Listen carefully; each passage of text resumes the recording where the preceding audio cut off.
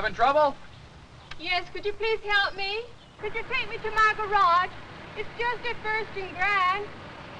Sure, no trouble at all. Hop in.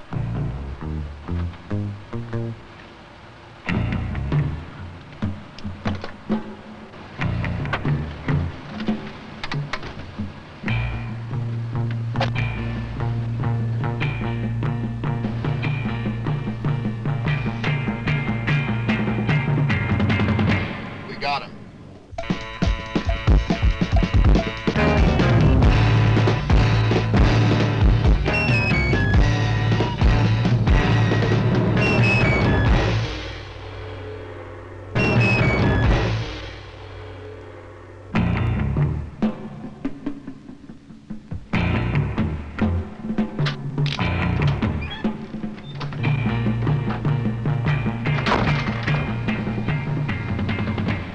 All I have to do is let go of the switch, and you won't have anyone to go home to, George. Why don't you be reasonable? All we want is $100,000 this morning. Don't be a hero. It's not your money.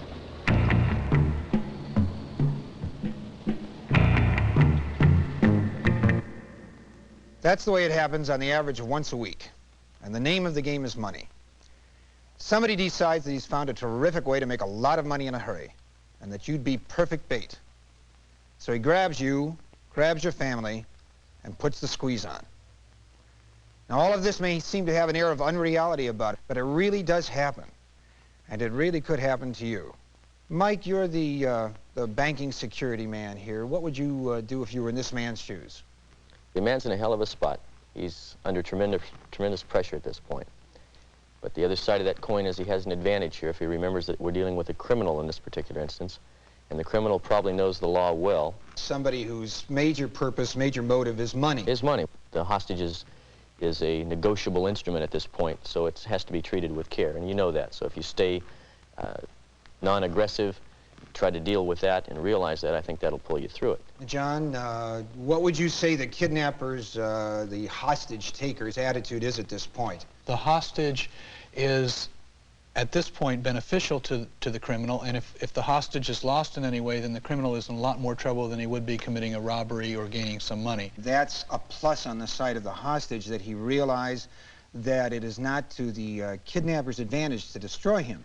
We ought to consider time as a factor here also. I believe it's important that they realize that they do have time on their side. Everyone knows, and including the kidnappers, that it takes a long period of time to accumulate a large amount of money that they may be asking for. That time can be used to great advantage. Certainly, the bank will have to determine whether or not a kidnapping has actually taken place, number one. And they'll have to reflect on which law enforcement agency they'll want to notify.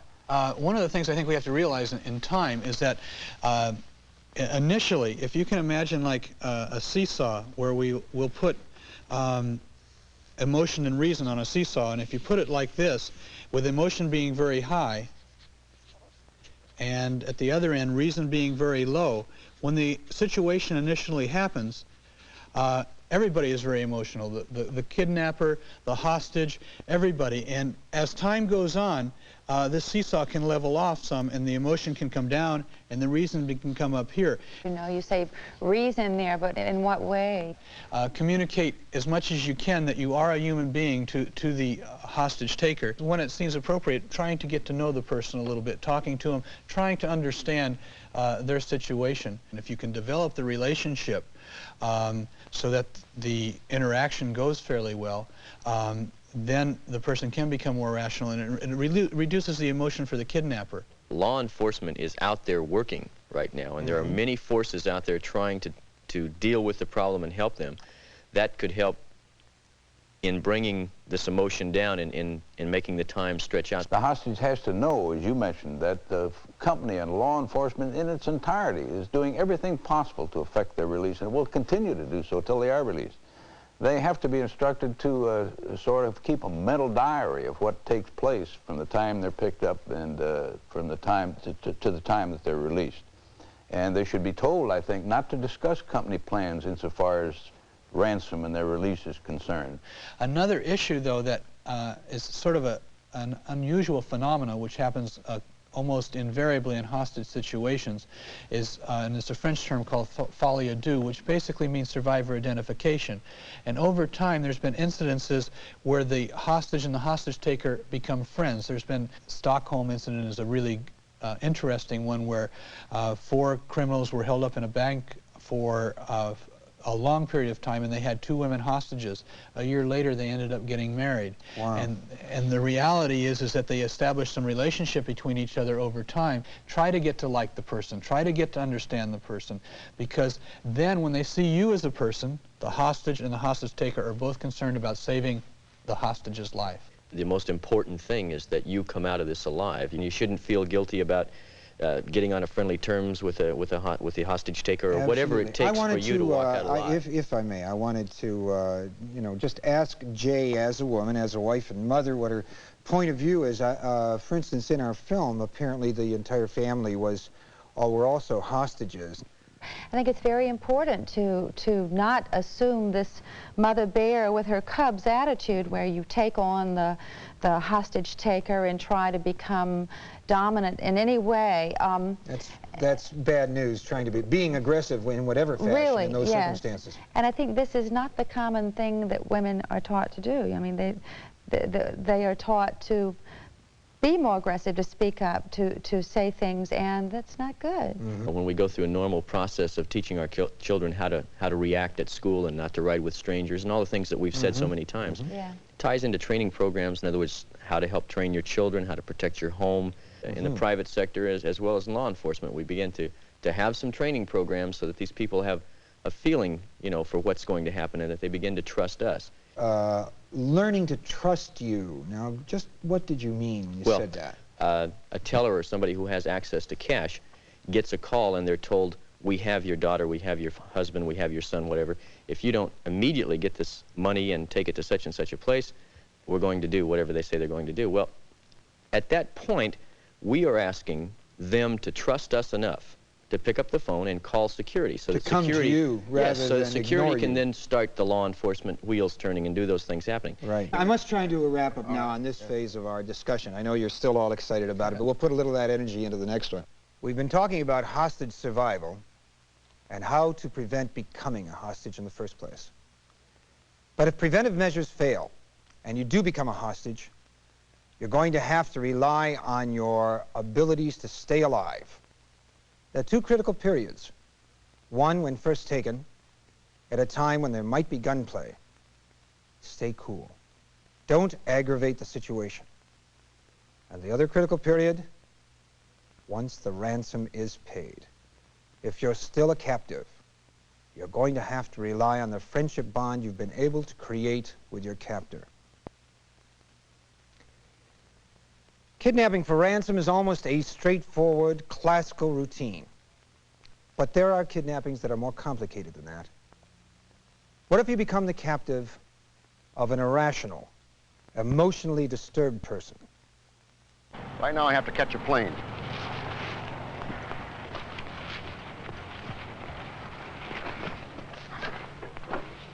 Okay, Tony. We got 20 minutes to make it. Come on, let's go. Tony. I wouldn't do that. Forget about the airport. Right here.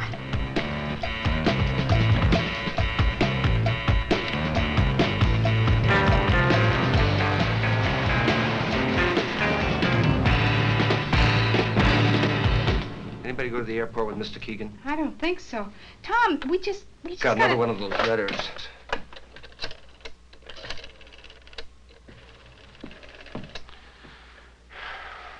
Lieutenant Thorpe, homicide. Yeah, this is Tom Morgan at Vector Industries. I think they've just grabbed Jim Keegan. You want sugar and cream? Whatever's there. What do you want? How much? I got what I want. You forced me to do this. I didn't want to, but you kept on. You're responsible for this, not me. All right, I'm responsible. You must want something. You must be after something. Why don't you listen? I told you I got what I want. I got you. Now I'm in command, and you're a nobody. Huh. And you're gonna stay a nobody forever. Now I'll have people bring me my coffee. Ah!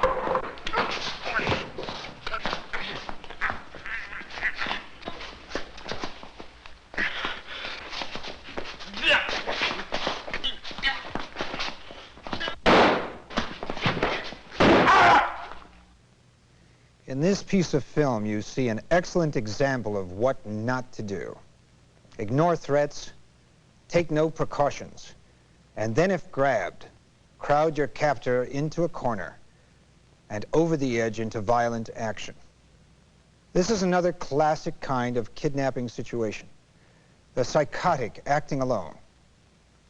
Dr. Stratton, what are the crazy's special traits? When you say crazies, I have a strong reaction, and that is I think we have a tendency to deal with people and call them crazy or nuts or bizarre, and we tend not to look at some other factors which I think are very important. Mm-hmm. Usually these people are very frustrated. If I can use the example of a pressure cooker where the steam builds up and there's no way to get it out, and the person becomes more and more frustrated, and one way to react is to take somebody that he has some power or some authority over. And that is not an uncommon situation for somebody which would take him out of a feeling of powerlessness into a sense of power. He's not so much frustrated, he's in charge now. I think if we try to look at them as crazy and that there's no way to relate to them, a lot of times they have legitimate reasons from their vantage point of how come they're doing that. Aren't they all the time explosive? Yeah. No, I think that's a misconception. The initial part is the time where they're the most violent, and as time goes on it gets better. Jay, as a woman, how would you deal with this situation, being confronted with a psychotic? How do you think you deal with that? There are different roles I guess a woman can play, the one of the sexy kind of girlfriend, or the mother kind of thing where you're reassuring and everything, or possibly critical kind of person. I guess I don't really know. How do you feel? To me, none of those things sound like very good. Right, exactly. No, they don't. One of the things that's important, I think, is if you're fearful, then to show that first of all, not to play a role, and especially since most hostage takers in these situations tend to be men, they have a lot of different problems with women. So that any one of those things is liable to step on one of those triggers and just go whop. And so that when I say go along, I'm talking about cooperating with him, maybe helping him with, say, food, for example, yes, or how you can be, to keep his anxiety, because he's emotional, to try and keep it make it as easy as possible for him. That's kind of interesting. You said something about food. Now, what do you mean, help him with food? Well, one of the things we do in training law enforcement is to let the hostage and the hostage taker work together. So, for example, sending in food. We don't send in hamburgers all prepared or sandwiches all prepared. We'll send in the bread and the meat and the lettuce and have the two of them work together. It becomes a commonality of interest of trying to help each other. That's really quite a fascinating Again, gimmick to use. We're working on the two of them becoming interested in the saving of the hostage's life. I want to ask Bob Fox's opinion of something in the film. Did the executive make the right moves, would you say? How simple it would have been, for example, to have established a signal between the chauffeur and the executive, so that when the executive came out of the building, there was the chauffeur was under duress, and maybe a simple signal like some sign, some signal, by putting his hand on the steering wheel or some unobtrusive sign could have signaled to the executive that he was under duress. And then how would the executive deal with that? The executive then perhaps would have looked at his watch like he'd forgotten something, go back in the building and call for help. Right. Let me ask you, Mike? Mike, one of the things I was getting at, as well as this, was in the film again, the executive really wasn't paying attention to what the man was saying to him. He just went right to the point of how much money do you want? They're used to making decisions, and they're used to people looking to them to solve problems and make decisions for them. Oftentimes people come to them with complex things, and the executive really is if he's good, cuts immediately through that and looks to the source and says, you know, what's going on here? Which is, in a way, kind of the way the executive was dealing in this situation. Right. His problem here was, because of that natural thing, he was being aggressive. If he was acting as an employee rather than an employer, if you could assume that position immediately or try to get to that point where he's the boss and you're the employer, I think he might... That would be, I would think, a rather difficult thing for, let's say, a top-level executive. Well, it would be easier to deal with that now than it would be to get killed. Absolutely. He wasn't listening, was he, Doctor? That's true. Like when he said, the psychotic said, you're the reason I'm here, and he says, well, how much money do you want? Rather than, well, what did I do? What was that about? How did this all happen? Yeah. How did I become responsible for your being here? There's one more point I'd like to cover. What about the possibility of escape? I would say don't try to escape. If there is any danger, it's in the first few minutes, and when you try to escape is when the person sees you as against them and not with them. And so I would say try as much as you can to cooperate with the person, try to establish some type of relationship. And basically not make any kind of escape attempt unless the circumstances are so absolutely ideal. If the person's let's say. not asleep on the floor, if the person is passed out on the floor and is not going to wake up for a while, then try. And then even then you have to be cautious because nothing's been said to the security or law enforcement people outside if they know if they happen that's to be something there. we haven't talked and about. That's true. And so you have to be very cautious about that. Get to see them as a human being. They will see you that way, and you have much better. We've been talking here about the lone psychotic gunman kidnapper. But what if you're faced with multiple kidnappers, with multiple guns, a band of terrorists?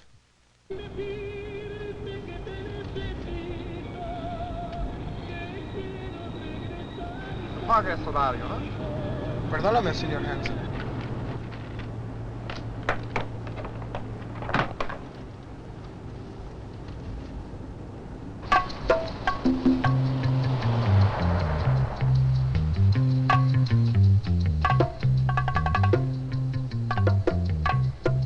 I don't like the look of this. Cuidado. Pase el cobo. Pásalo. Pásalo.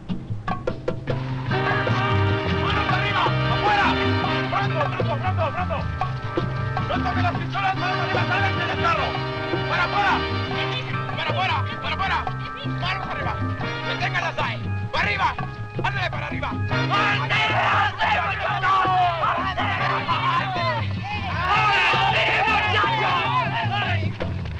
¡Eh, detente! ¡En las penas! ¡En las penas!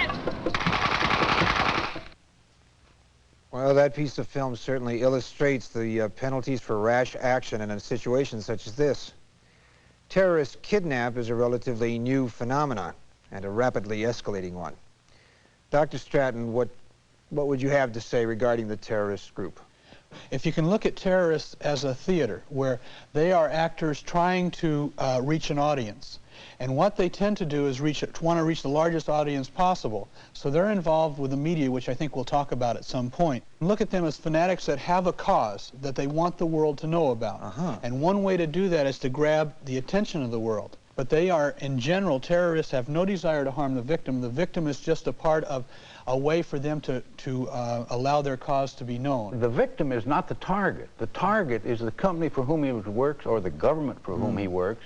Right. Now that's happened, and roughly you have, of all the hostage situations or the terrorist situations that have occurred, there's been about 14% have been killed, but that's not generally hostage. It's usually initially when they start.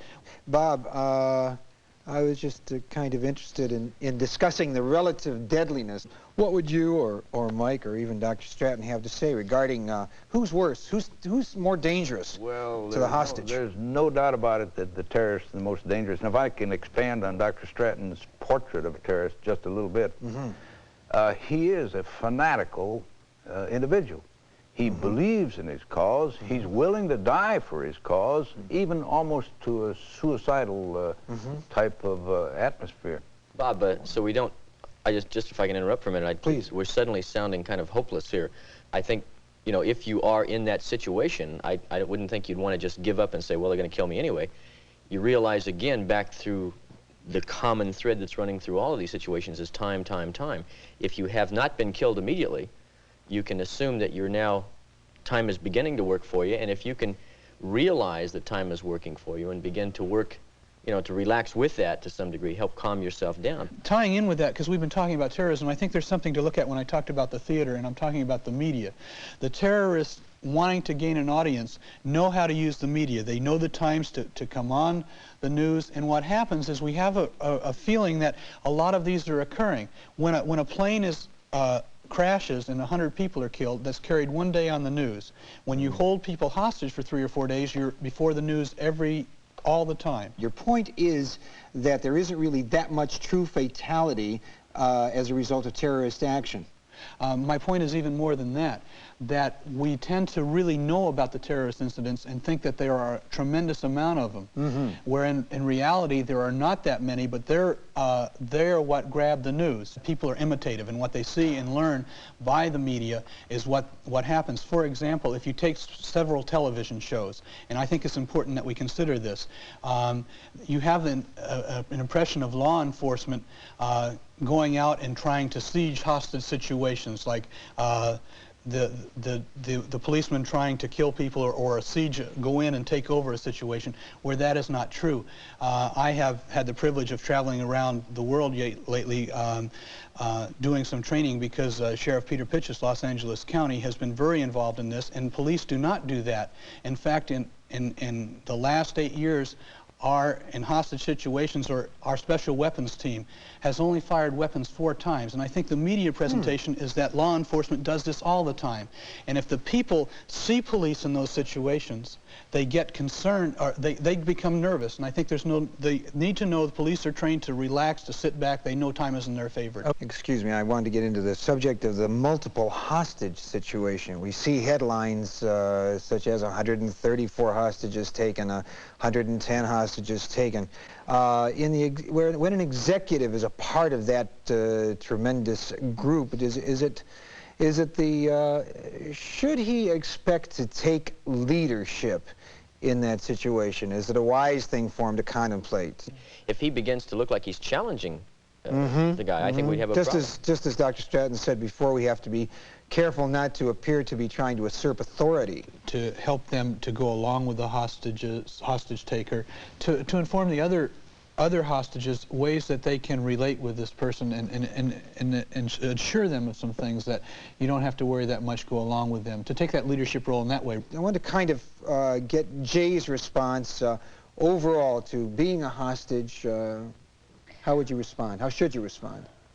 Well, first of all, I would try to stay very cool. I would keep cool and try to stay on the rational end of the seesaw and stay out of the emotional end.